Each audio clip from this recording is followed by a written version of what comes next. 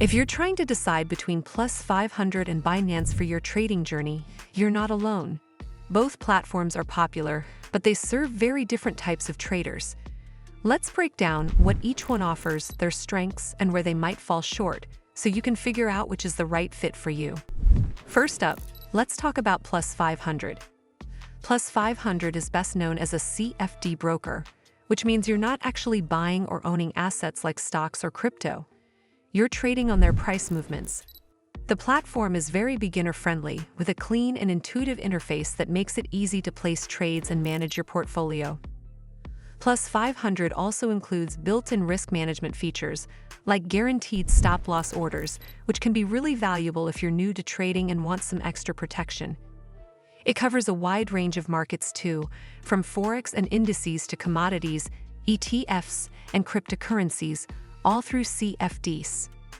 But there are trade-offs. With Plus500, you won't get access to advanced charting tools, social trading features, or actual asset ownership.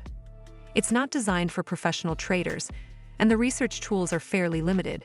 So while it's a solid choice for someone who wants a straightforward trading experience, it doesn't offer much flexibility beyond CFD trading. Now let's turn to Binance. Binance is one of the largest cryptocurrency exchanges in the world, and it's built for people who want to buy, sell, and actually own digital assets. The platform supports hundreds of cryptocurrencies, from big names like Bitcoin and Ethereum to smaller altcoins. Beyond just spot trading, Binance offers futures, options, staking, savings accounts, and even access to Web3 features like NFTs and DeFi. For traders who want depth, flexibility, and exposure to the broader crypto ecosystem, Binance delivers in a big way. Where Binance shines is in its sheer variety of features and its advanced trading tools. The platform has robust charting, multiple order types, and competitive trading fees. But the flip side is that Binance can be overwhelming for beginners. The interface is packed with options, and new users might find the learning curve steep. On top of that, Binance has faced regulatory challenges in several countries, which is something to keep in mind if long-term stability is a priority for you. So which one should you choose? If you're a beginner who wants a simple, low-barrier way to speculate on markets, not just crypto but also forex, commodities, and indices, Plus500 is likely a better fit.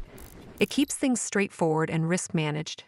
But if your main focus is crypto, and you want to actually own, trade, and explore digital assets with advanced tools and features, Binance is the platform that makes the most sense. In short, Plus500 is for simplicity and multi-market CFD trading, while Binance is for depth and full immersion into the world of cryptocurrency. Both have their strengths. It just depends on whether you want to trade prices or dive into owning and managing real digital assets.